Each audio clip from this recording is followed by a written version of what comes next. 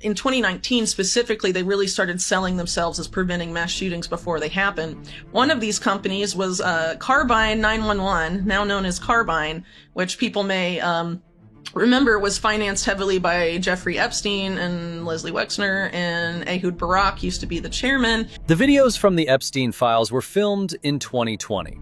Whitney Webb has always been asking hard questions. Jeffrey Epstein had already been arrested in 2019. He had already died in custody. Ghislaine Maxwell was waiting for trial. The public knew some facts. Survivors had spoken.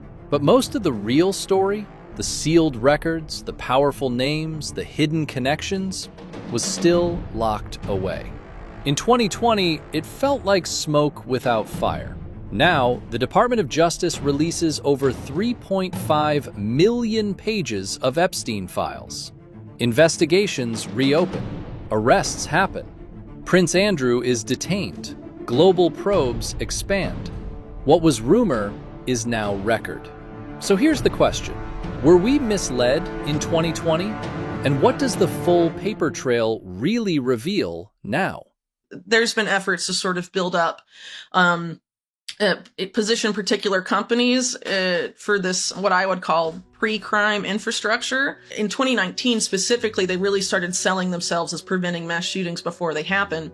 One of these companies was Carbine 911, now known as Carbine, which people may remember was financed heavily by Jeffrey Epstein and Leslie Wexner, and Ehud Barak used to be the chairman, and a lot of, Israeli intelligence people, including like the commander of Unit 8200 were on the board. An Epstein associate named Nicole Junkerman was on the board.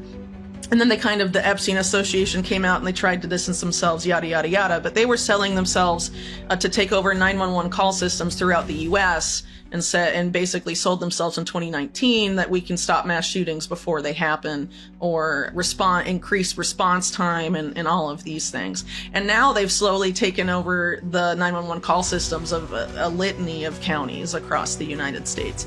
But after the Epstein stuff came out, they tried to rebrand as more American, so they only left one, ex-Israeli intelligence guy that co-founded it, there, and they put like Michael Chertoff on the board of advisors, who was former DHS, and they put one of Trump's previous heads of DHS, Christian Nielsen, I think her name was, and then an ex-FBI guy or something, to try and, I guess, make it look more American, but it's really the same type of program. And also Peter Thiel was a big investor in that, and now recently published emails from Epstein World that have come out in the first half of this year show Ehud Barak and Epstein talking about meeting with Peter Thiel specifically about Carbine. And, that's relevant because of, Thiel and Palantir, Palantir being specifically pre-crime focused. Congress passed the Epstein Files Transparency Act. The Department of Justice was ordered to release everything unclassified. Millions of pages began to spill out. Emails, memos, internal FBI notes. But the rollout felt slow. Heavy redactions, missing context. Lawmakers demanded more. Then, a name hit hard. Leslie Wexner. Listed in internal FBI emails as a secondary co-conspirator, subpoenaed in 2026. He denied wrongdoing, said he was deceived. Webb had already pointed to something bigger. Companies like Carbine 911, once linked to Epstein-connected money, quietly rebranding under public safety. And the question deepened. Are we seeing transparency or controlled exposure?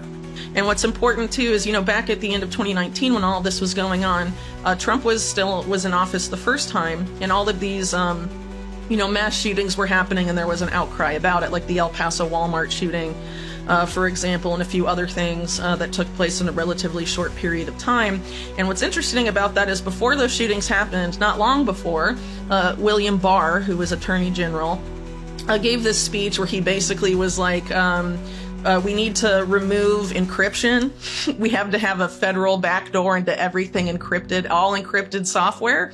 And we'll eventually get that because what he called a galvanizing event would soon happen that would help reduce Americans' resistance to that policy. right? And then all of these shootings happen, and then in that same, and then not long after that, William Barr makes pre-crime an official policy of the Department of Justice. So he set up the infrastructure to legalize pre-crime at that time, in October 2019. And so it's been being built on ever since, but they haven't really necessarily deployed it massively, right? But they've set up the legal infrastructure to legalize it, and they created a program under which the DOJ has made a few arrests that's called DEEP. It's an acronym, I forget exactly what it stands for, but they've made a few arrests where they've arrested people preemptively for social media posts. And then in that same period of time also, Trump came out and his touted response to these mass shootings was to have social media sites deploy some sort of software program that would detect shooters before they can act, right?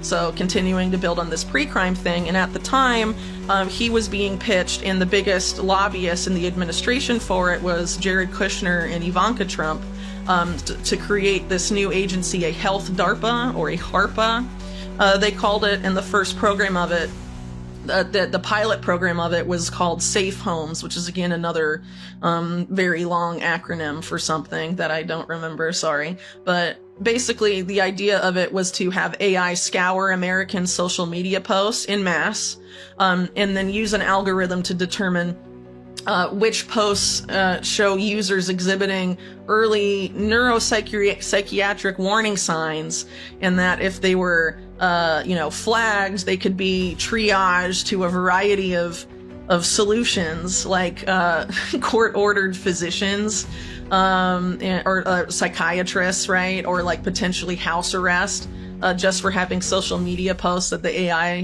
has determined is bad. It's very messed up. So, ultimately they didn't make HARPA, but Biden made HARPA. It's called ARPA-H. And the same architects of the HARPA that was being pitched under Trump ended up being the same architects of Biden's ARPA-H, but ARPA-H was sold as a cancer moonshot. We're going to cure cancer with ARPA-H. But I mean, ARPA-H is absolutely still around and still has these kinds of this kind of focus in addition to its health focus. Whitney Webb has warned that these files are not just paperwork. They are a map of power. The documents list presidents, royalty, CEOs, media figures, Donald Trump, Bill Clinton, Prince Andrew, alongside countless names in flight logs and contact books. No, a name does not prove a crime, but it proves proximity, and proximity matters. This is not about one man. It is about a network that touched government, business, and global elites long after 2008. Institutions say transparency is complete. Critics say it is not. The implication is chilling. When power protects power, accountability becomes optional. I would argue, who are some domestic terrorists that should be gone after? I don't know. What about Dick Cheney? What about Leslie Wexner, who funded Jeffrey? Why can't we investigate them with all of the resources of DHS and the Palantir and the NSA and whatever? Like, why can't we go after people like that? But instead, it's going to be pointed at regular people.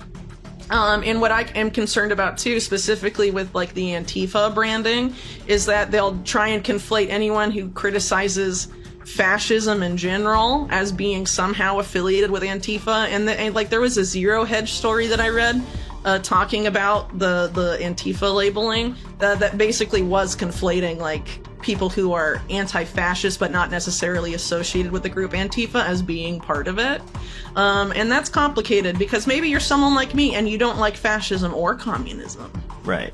Fancy that. And do we, if there's an issue where it becomes very apparent or a policy is being put forth that would very much, bring to fruition the Mussolini style of fascism, of corporatism, a fusion of of corporation and state, and you want to criticize that, will you get labeled as you know, as part of these organizations. And people might think that's kind of far off, but I mean, think about how the original war of terror went, right? Where regular people in the U.S. that happened to be Muslim were targeted, and even though they had nothing to do with Al-Qaeda. Right. Well, the files expand official knowledge of Jeffrey Epstein's emails, contacts, travel, and financial links with powerful people. Unsealed FBI reports and timelines show discussions between his lawyers and prosecutors before his death. Old and newly cleared government records are now searchable. But the release did not answer everything. Not all records were published by the deadline. Heavy redactions remain. The DOJ has announced no new prosecutions tied to the release. Tips and names appear, yet no legal conclusions follow. As Whitney Webb has noted, the public now has more data, but key structural questions remain about withheld material, redaction standards, and how documented relationships translate into legal accountability. It was documents that had already basically come out and had already been publicly available, but they tried to create the impression that it was new, but I mean, they bungled that. Also, the Epstein list got wrapped up in that go away thing after the Kirk assassination too, even though one of the things that he was pushing for also was a release of the documents, right? So but I don't know. I mean, now a lot of people in the administration are being like, the last thing Charlie Kirk told me that he wanted me to do is send the National Guard to Chicago, and the last thing he told me before he died was dismantle the radical left, even though I thought his whole thing was to debate and beat the radical left through debate and discourse.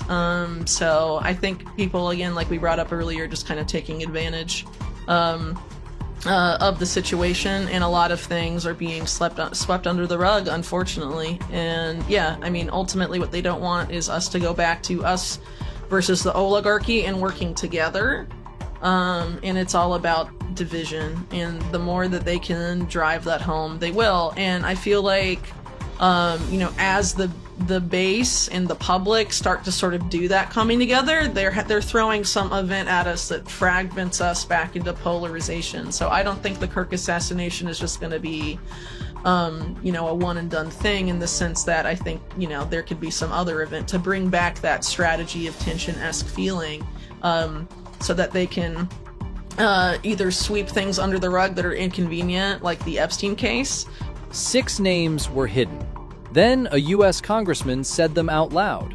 A billionaire, a Dubai CEO, and more.